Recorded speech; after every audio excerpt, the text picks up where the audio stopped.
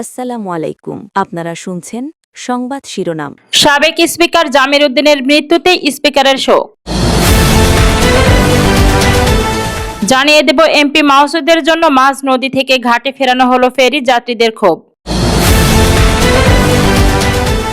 শেখ হাসিনার পরিবারের কেউ বাংলাদেশি হয়ে উঠতে পারেনি বলছেন সার্জিস আলম। সর্বশেষ জানিয়ে দেব, বিএনপি স্থায়ী কমিটির বৈঠক, বন্যা পরিস্থিতি সহ সমসাময়িক বিষয়ে আলোচনা। এতক্ষণ শুনছিলেন সংবাদ শিরোনাম, এখন থাকছে বিস্তারিত। সাবেক স্পিকার জামির উদ্দিনের মৃত্যুতে স্পিকারের শোক। গণপ্রজাতন্ত্রী বাংলাদেশের সাবেক অস্থায়ী রাষ্ট্রপতি, জাতীয় সংসদের সাবেক স্পিকার, সাবেক মন্ত্রী ও বাংলাদেশ সুপ্রিম কোর্ট বারের সিনিয়র আইনজীবী ব্যারিস্টার জমির উদ্দিন সরকারের মৃত্যুতে গভীর শোক প্রকাশ করেছেন বাংলাদেশ জাতীয় সংসদের বর্তমান স্পিকার হাফিজ উদ্দিন আহমদ। রোববার 12 জুলাই জাতীয় সংসদ সচিবালয় থেকে পাঠানো এক শোক বার্তায় এ তথ্য জানানো হয়। সংসদ সচিবালয় জানায়, ব্যারিস্টার জমির উদ্দিন সরকার 1931 সালের 1 ডিসেম্বর পঞ্চগড় জেলার তেঁতুলিয়া উপজেলার নয়াবাড়ি গ্রামে জন্মগ্রহণ করেন এবং আজ 12 জুলাই রাজধানীর একটি হাসপাতালে মৃত্যুবরণ করেন। মৃত্যুকালে তার বয়স হয়েছিল 95 বছর। এক শোক বার্তায় জাতীয় সংসদের স্পিকার হাফিজউদ্দিন আহমদ মরহুমের বিদেহী আত্মার মাগফিরাত কামনা করেন এবং তার শোক সন্তপ্ত পরিবারের প্রতি দুঃখ প্রকাশ ও গভীর সমবেদনা জ্ঞাপন করেন। তিনি ঢাকা বিশ্ববিদ্যালয় থেকে এমএ ও এলবিএ ডিগ্রি অর্জন করেন।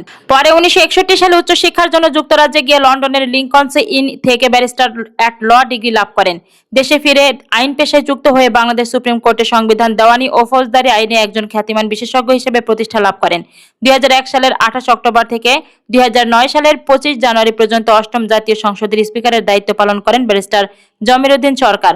উল্লেখ্য, শহীদ রাষ্ট্রপতি জিয়াউর রহমান এবং প্রয়াত সাবেক প্রধানমন্ত্রী খালেদা জিয়ার মন্ত্রিসভার তিনি বিভিন্ন গুরুত্বপূর্ণ দায়িত্ব পালন করেন। বিভিন্ন সময়ে তিনি গণপূর্ত ও নগর উন্নয়ন প্রতিমন্ত্রী, পররাষ্ট্র প্রতিমন্ত্রী, ভূমি প্রতিমন্ত্রী, শিক্ষামন্ত্রী এবং আইন, বিচার ও সংসদ বিষয়ক মন্ত্রী হিসেবে দায়িত্ব পালন করেছেন। জানিয়ে দেব, এমপি মাসুদের জন্য মাঝ নদী থেকে ঘাটে ফেরানো হলো ফেরি যাত্রীদের ক্ষোভ।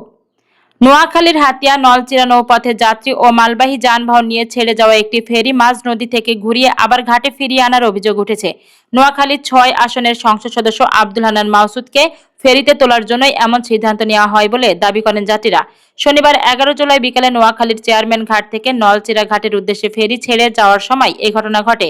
ফেরির মেরিন ইঞ্জিনিয়ার সাজ্জাদুল ইসলাম এ তথ্য নিশ্চিত করেন। এদিকে বৈরী আবহাওয়ার মধ্যে প্রায় 20 মিনিট চলার পর ফেরি ঘুরে আসায় সাধারণ যাত্রীদের মধ্যে তীব্র ক্ষোভের সৃষ্টি হয়।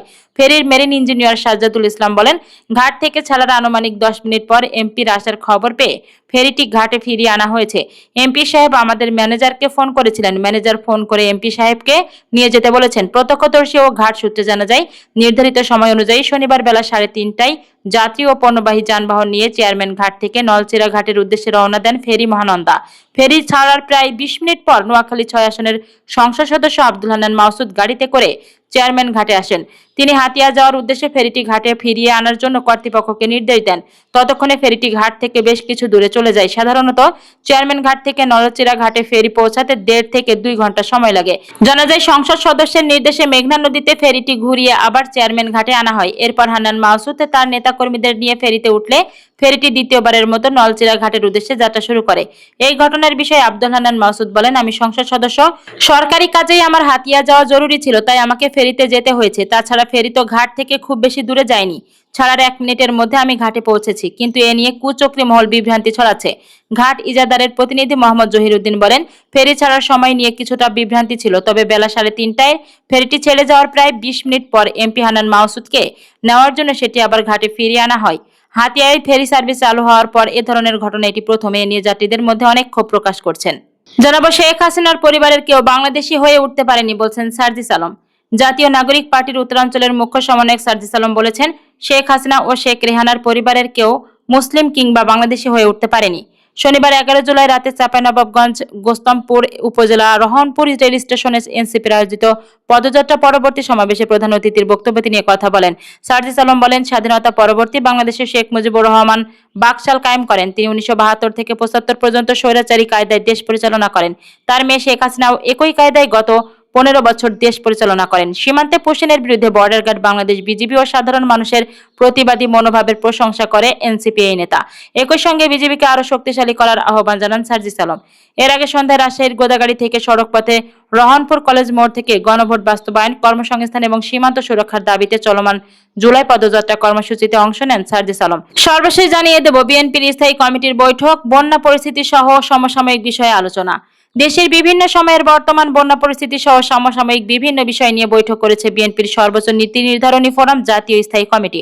শনিবার 11 জুলাই রাতে বিএনপি চেয়ারম্যানের গুলশান কার্যালয়ে অনুষ্ঠিত এই বৈঠকে সভাপতিত্ব করেন দলের চেয়ারম্যান ও প্রধানমন্ত্রী তারেক রহমান।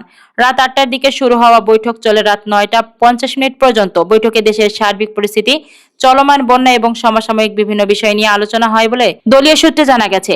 বৈঠকে বিএনপির মহাসচিব মির্জা ফখরুল ইসলাম আলমগীর, স্থায়ী কমিটির সদস্য খন্দকার মোশাররফ হোসেন, গয়েশ্বর চন্দ্র রায় চৌধুরী এবং আব্দুল মঈন খান, নজরুল ইসলাম খান, আমির খসরু মাহমুদ চৌধুরী, ইকবাল হাসান মাহমুদ টুকু এবং সেলিমা রহমান অংশ নেন। এর আগে সর্বশেষ গত 17 মে বিএনপির জাতীয় স্থায়ী কমিটির বৈঠক অনুষ্ঠিত হয়েছিল।